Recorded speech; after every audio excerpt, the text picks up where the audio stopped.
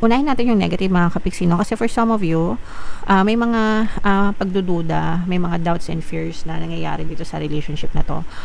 And yung mga duda nyo, yan yung nagiging sanhi ng overthinking nyo mga kapiksi at saka ng kalungkutan. Especially kung LDR kayo mga kapiksi, kasi pag LDR, talagang hindi may iwasan. Actually, kahit hindi naman LDR, guys, no? Kapag nag-overthink kayo, ay nag-focus kayo dun sa mga duda nyo, sa mga takot nyo regarding sa mga negative assumptions nyo guys regarding sa relationship nyo, talagang nakaka-stress yan, no? So,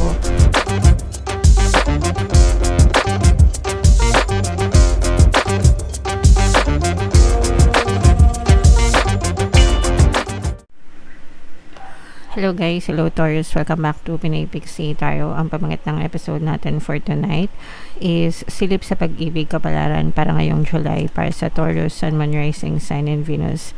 Kapag love reading guys, pwede ma-pick up yung energy nyo, pwede ma-pick up yung energy ng person nyo, pwede magkabaliktad yung roles mga kapiksi. If hindi kayo naka-resonate dito, try nyo panoorin yung video dun sa zodiac sign ng person nyo.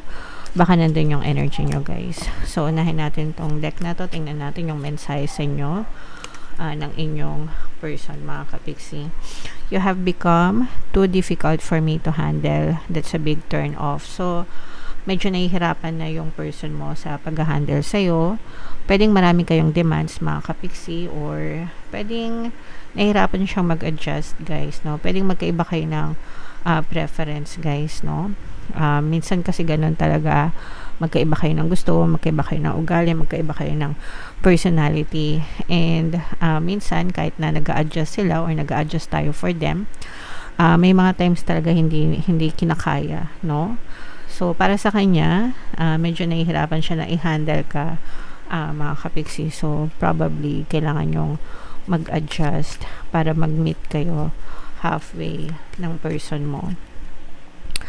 I pushed you away because I do not want the responsibility. So, ito nga yun, guys, mga nahihirapan siya sa mga demands mo, sa mga responsibilities, mga kapiksi. Sometimes yun talaga yung reason kung ba't medyo nagbaback out yung mga specific person guys, no? Parang nagkakaroon sila ng realization na okay, this is not for me, hindi ko to kaya, hindi ko parang hindi peg i-handle yung mga siguro yung pagiging serious ng relasyon or ng commitment mga kapiksi. Pwedeng napasubo ng una, kinilig, pero nung naging seryoso na, baka medyo naduwag na, guys, okay?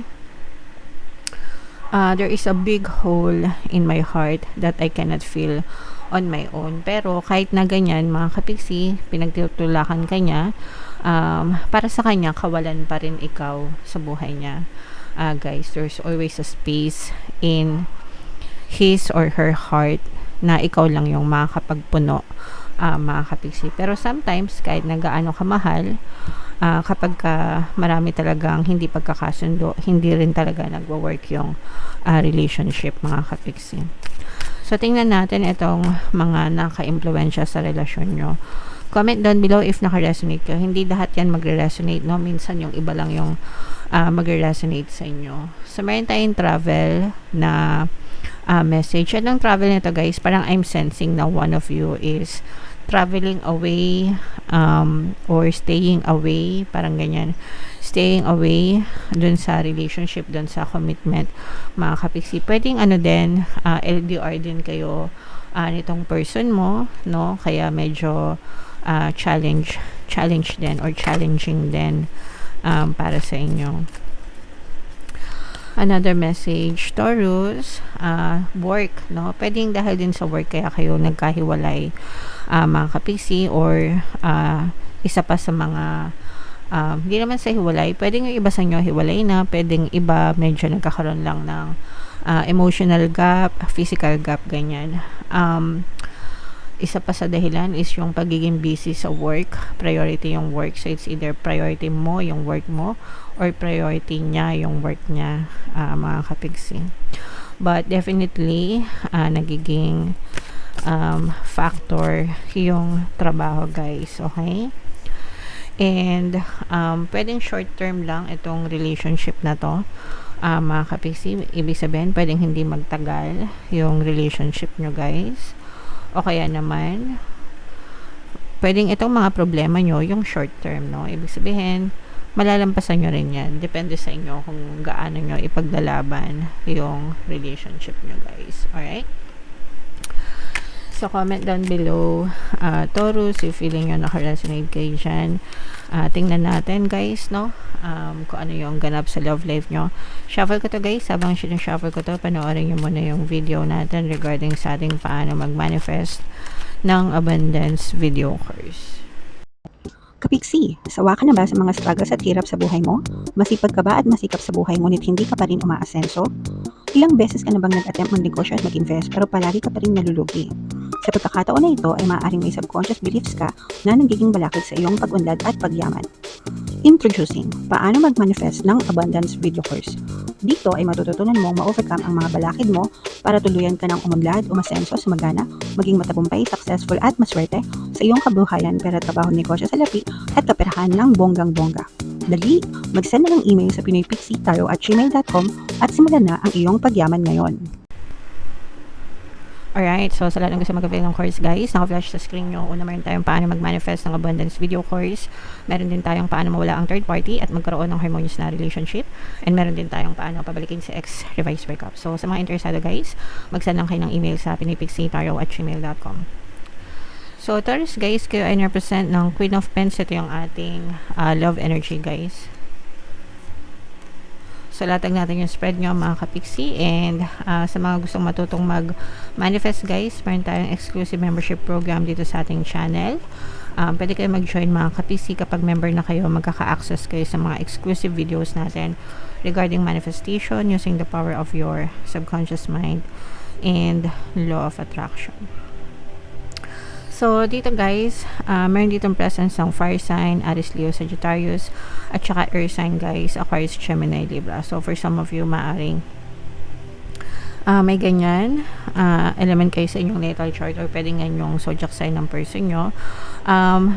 Unahin natin yung negative, mga kapiksi, no? Kasi for some of you, may mga pagdududa, may mga doubts and fears na nangyayari dito sa relationship na to. And yung mga duda nyo, yan yung nagiging sanhi ng overthinking nyo, mga kapiksi, at saka ng kalungkutan.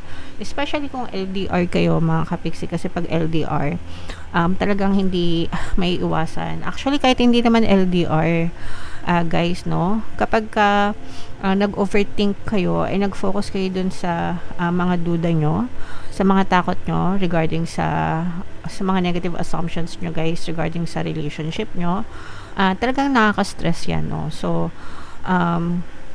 let's say for example, baka nagdududa kayo doon sa person nyo na meron siyang iba or hindi ka na niya mahal or kung anong ginagawa niya, ganyan-ganyan, especially kung hindi agad nakaka-reply sa inyo. Unang-una, nakaka-stress talaga yan. Pangalawa, maaaring ma-push out siya sa inyong physical reality. Ibig sabihin, maaaring nyo siya talaga ma-experience kahit hindi naman totoo. Eventually, kapag binuhusan nyo siya ng sapat na energy, magkakatotoo talaga siya, guys. Okay? So, yung mga duda and pag-assume nyo ng negative sa person nyo, isa yan sa mga nakakasira ng relationship, mga kapiksi. So, by all means, kung gusto nyong isave yung relationship nyo, huwag yung pagdudahan yung person nyo, guys. I'm sensing na there's a lot of sadness here. Hindi pala I'm sensing, there's definitely a lot of sadness dito sa relationship na to. Pero nakikita rin natin na for some of you, pinaglalaban nyo pa itong relationship na to. Mga kapiksi, alang-alang sa pamilya nyo, kung kayo ay pamilyado na, guys, at saka alang-alang sa mga anak nyo, kung may mga anak kayo. Pero maraming balakid dito sa relationship nyo, mga kapiksi. So, itong mga balakid na to, iba-ibang factors to, guys. Pwedeng pamilya, mga in-laws, ganyan. Pwedeng ayaw sa'yo ng family or ayaw ng family mo sa kanya, or pwedeng sa work, no? Ito nga yung nakita natin, guys. Pwedeng yung distance din, mga kapiksi. Nagiging balakid din sa inyo, lalo na kung LDR kayo, at saka yung trabaho, guys, no? So, yun yung mga nagiging balakid sa relationship nyo. Pero, yung iba sa inyo, parang nararamdaman natin na talagang sinusubukan pang ipaglaban itong relationship na to, mga kapiksi. Nakaka-impluwensya din sa inyo, guys, yung pakikinig sa mga kaibigan. Ayan, no. So, ibig sabihin, baka nagtatanong kayo sa mga kaibigan nyo, tapos baka ina-advise nila, naku, sigurado may iba na yan. Minsan may mga kaibigan na ganun, no? And parang mas lalo pa kayong natitrigger, no? Dahil dun sa mga ganong klase na sinasabi sa inyo ng mga kaibigan nyo kapag kunwari nangingi kayo ng advice, tapos sinasabi sa inyo, naku, baka may iba na yan, baka meron tinatago sa inyo, mga ganun-ganun, mga kapiksi yung nararamdaman natin. Kaya lalong natitrigger yung mga negative emotions nyo, and lalo lang nakakasira yan sa relationship, mga kapiksi. So, you have to understand, guys, na kayo lang yung makakapagsalba ng relationship nyo. Mga kapiksi, no? It's you. Kung gusto nyo i-save yung relationship nyo, guys, mag-focus kayo sa sarili nyo, mag-focus kayo sa partner nyo, and mag-focus kayo sa relationship. Mga kapiksi, iwasan nyo yung pakikinig sa mga negative na naririnig nyo sa paligid nyo, especially sa mga marites na pwedeng makasira sa relationship nyo, guys. Okay? May mga relationship subliminals tayo, guys, na pwede nyong pakinggan para maging harmonious yung relationship nyo, para magtagal, guys. So, super effective. Marami na tayong mga success stories dyan. So, if naka-resonate kayo, guys, pwede nyong pakinggan yon, mga kapiksi. Comment down below if feeling nyo love story nyo to, guys. And for more tarot readings, ito yung playlist nyo. Ito naman yung ating success stories ng paano mag-manifest ng abundance video course. Thank you for liking, sharing, and subscribing, guys. See you next time. I love you all. Have a nice day. Bye-bye.